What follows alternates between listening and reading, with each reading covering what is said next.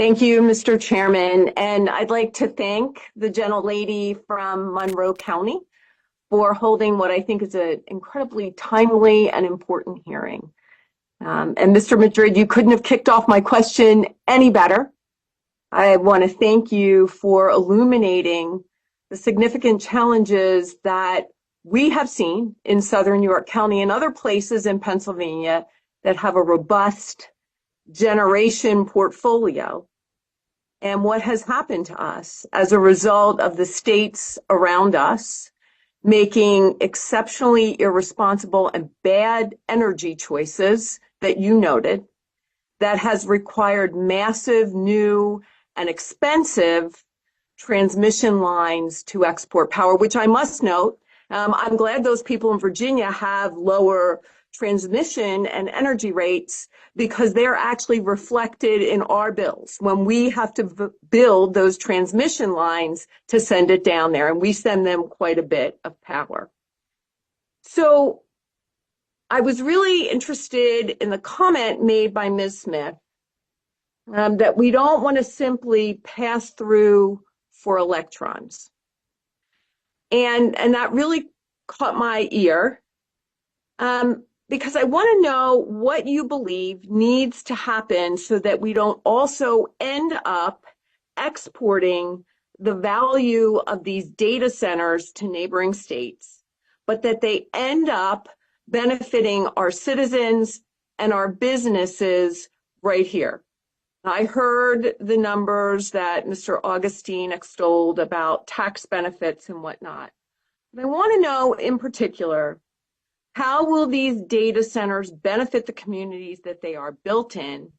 And again, what needs to be done to make sure that we're not exporting the value of these data centers to other states and other states' citizens, but instead that they're benefiting Pennsylvanians right here?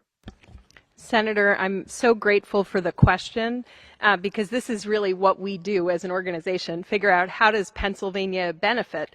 And I think as we've seen data center development happen around Pennsylvania primarily, we are sending power to those data centers without capturing maximal economic benefit for ourselves. That is how we see that.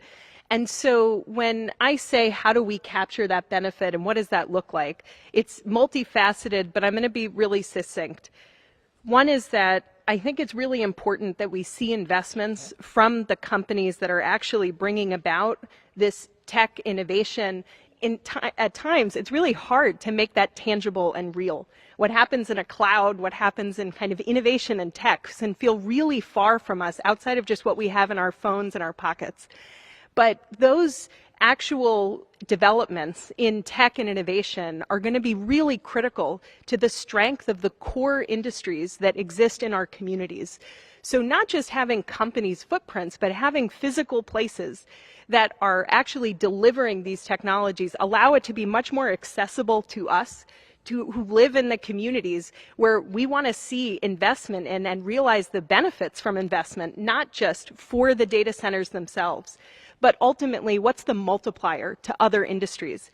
And I think, Senator Argyle, earlier when you mentioned that difference between distribution centers and data centers, I see it not just as the difference in how those jobs potentially pay and the transferable skills that come with those jobs, but in particular what it looks like to really maximize the benefit of tech companies that stand to transform our industries, which we actually need to do.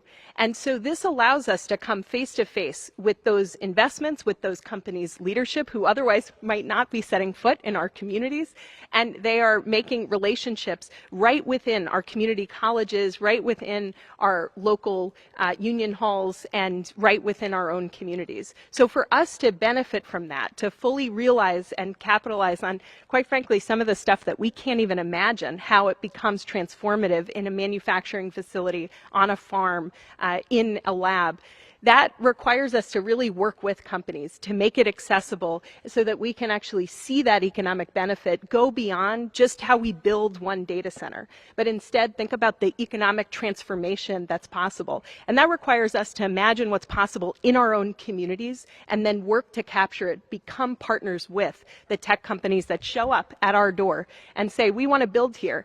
So then we have to take it to the next level and say, here's what it looks like to invest in the parts of the economy that really drive our community vitality.